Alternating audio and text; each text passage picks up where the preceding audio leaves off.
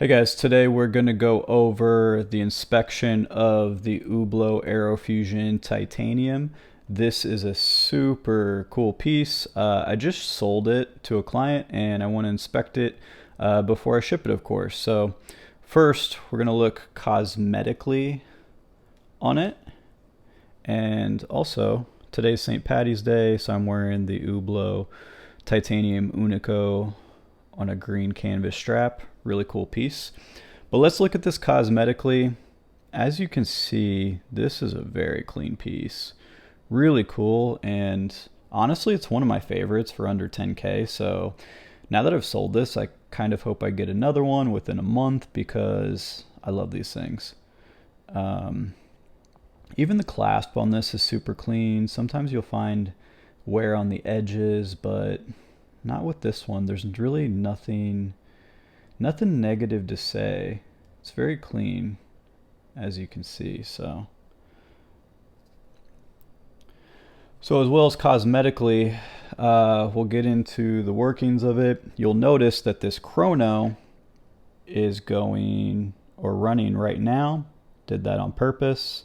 So this is running. This is the seconds hand right here. This is the chrono. You do not run this 24/7. If you run it 24/7 and you're not just using it to time dinner or time random things here and there for 10, 20, 30 minutes, if you're running it all the time, eventually the spring is going to wear and it's going to break down. And when you try to zero this, instead of it zeroing at 0 up here, it's going to zero at 57th mark or the 3rd second mark, and then you have to get service. So please remember that you're not running this chrono all the time, right? So I've been running it now. Now we're just going to make sure it zeros. We're good on that. And then while we're at it, I'm going to fully wind this and we're going to see the timing. Timing on any Hublot, I would say healthy, well, okay is under 15 seconds, and perfectly healthy for an Hublot is under 12 seconds.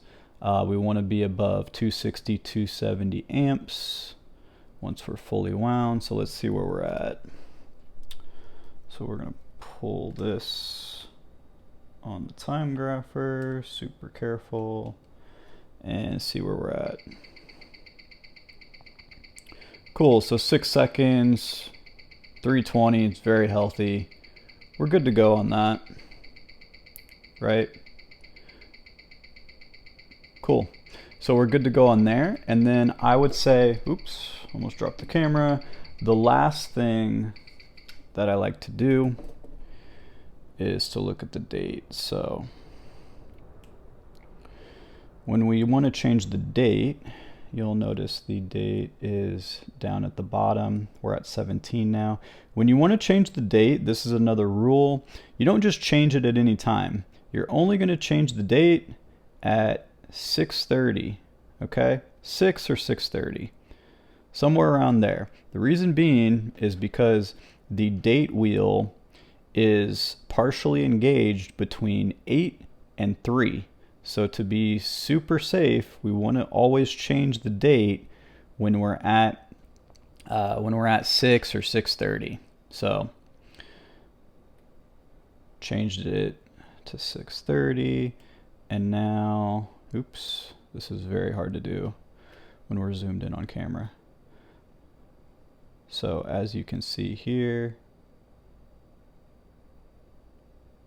19, 20, 21, 22. Cool, that's easy. Now we want to also make sure that the date changes the long way, right? So let's make sure up here, boom, changes right at 12, at 23. So we're good on that. And this watch is good to go. That's all we need for inspection. Other than that, obviously want to make sure it's with the right box and papers, packing, all that good stuff, but this watch is good to go.